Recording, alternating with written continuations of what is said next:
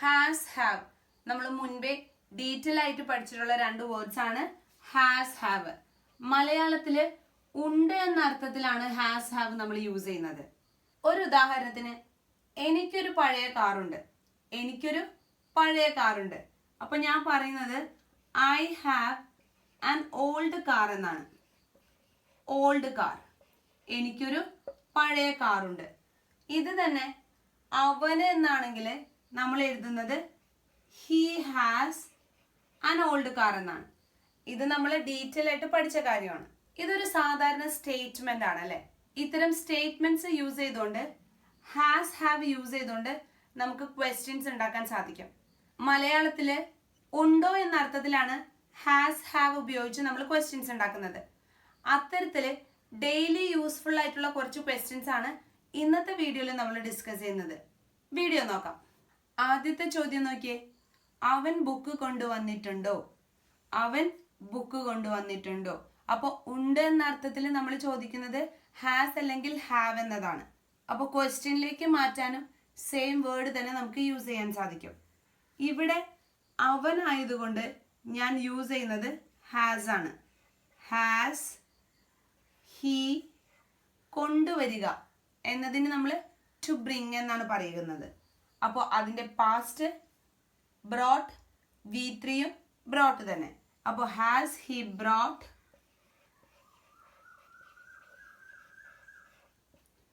the book?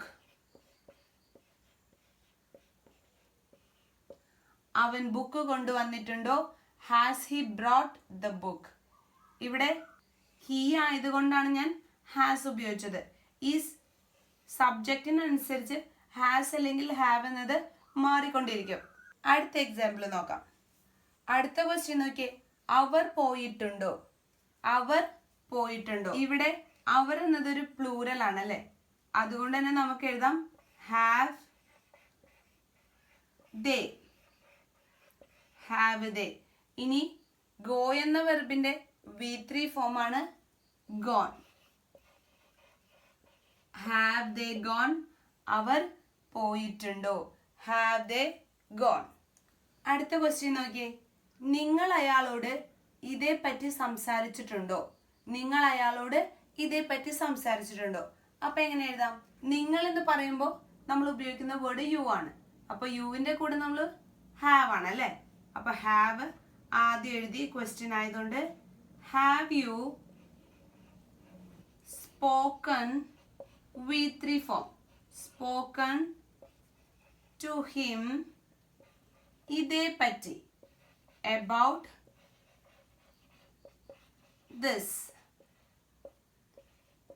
Have you spoken to him about this? നിങ്ങൾ അയാളോട് ഇതേപ്പറ്റി സംസാരിച്ചിട്ടുണ്ടോ? Have you spoken to him about this? അടുത്ത ഒരു question നോക്കാം നമുക്ക്. അവർക്ക് കുട്ടികളുണ്ടോ? അവർക്ക് കുട്ടികളുണ്ടോ? എങ്ങനെ ചോദിക്കാം? അവരെന്നതിന് they ആണല്ലേ. അപ്പൊ നമുക്ക് have ഉപയോഗിക്കാം. Have they got any children? Have they got any children? അവർക്ക് കുട്ടികളുണ്ടോ? Have they got any children?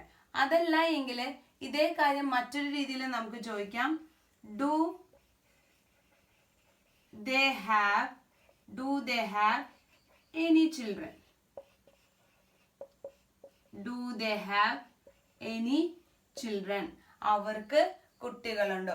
രണ്ട് രീതിയിൽ ചോദിച്ചു കഴിഞ്ഞാലും ഓക്കെയാണ്. ഹാവ് യൂസ് ചെയ്താണ് നമ്മൾ ക്വസ്റ്റ്യൻ ചോദിക്കുന്നതെങ്കിൽ have they got any children എന്ന് പറയാം. അതല്ല നേരത്തെ പഠിച്ച ഡു വെച്ചാണ് ക്വസ്റ്റ്യൻ ചോദിക്കുന്നതെങ്കിൽ do they have any children എന്ന് ചോദിക്കാം. അടുത്തത് നോക്കാം. അവർ ബ്രേക്ക്ഫാസ്റ്റ് കഴിച്ചിട്ടുണ്ടോ? അവർ ബ്രേക്ക്ഫാസ്റ്റ് കഴിച്ചിട്ടുണ്ടോ? അവർ എന്ന ആയതുകൊണ്ട് നമുക്ക് ഉപയോഗിക്കാം have. Have they breakfast കഴിച്ചിട്ടുണ്ടോ? had breakfast.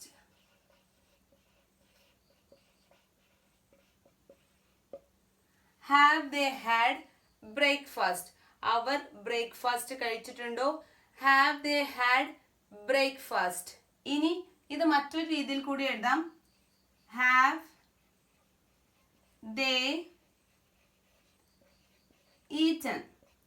ഹാഡ് എന്നതിന് പകരം ഈറ്റൺ എന്ന് കൂടി നമുക്ക് ആഡ് ചെയ്യാം. ഹാവ് ദേ ഹാഡ് ബ്രേക്ക്ഫാസ്റ്റ് എന്നതിന് പകരം ഹാവ് ദേ ഈറ്റൺ ബ്രേക്ക്ഫാസ്റ്റ് എന്ന് പറഞ്ഞാലും സെയിം തന്നെയാണ്. അവർ ബ്രേക്ക്ഫാസ്റ്റ് കഴിച്ചിട്ടുണ്ടോ? ഇവിടെ അവർ എന്നായതുകൊണ്ടാണ് നമ്മൾ ഹാവ് യൂസ് ചെയ്തത്. അവർ എന്നതിന് പകരം അവളായിരുന്നുവെങ്കിൽ നമ്മൾ ഹാസ് ഷീ എന്ന് എഴുതിയേനെ. Has she had breakfast. Last question നോക്കാം. അവൻ ഹോംവർക്ക് പൂർത്തിയാക്കിയിട്ടുണ്ടോ? അവൻ ഹോംവർക്ക് പൂർത്തിയാക്കിയിട്ടുണ്ടോ? അവനായതുകൊണ്ട് നമുക്ക് എഴുതാം ഹാസ് ഹി completed. V3 ആണ്. completed the homework. Has he completed the homework? അവൻ homework പൂർത്തിയാക്കിയിട്ടുണ്ടോ? Has he completed the homework? അപ്പോൾ ഇന്ന് നമ്മൾ വീഡിയോയിൽ ഡിസ്കസ് ചെയ്തത് ഹാസ് ഹാവ് യൂസ് ചെയ്തിട്ട് എങ്ങനെ ക്വസ്റ്റ്യൻ ഉണ്ടാക്കാം എന്നതിനെ കുറിച്ചാണ്. ഹാസ് ഹാവിന് ശേഷം എപ്പോഴും നമ്മൾ യൂസ് ചെയ്യുന്നത് വെർബിന്റെ മൂന്നാമത്തെ രൂപമായിരിക്കും V3, പാസ്റ്റ് പാർട്ടിസിപ്പിൾ. വീഡിയോ ഇഷ്ടമായി എന്ന് കരുതുന്നു. Thank you.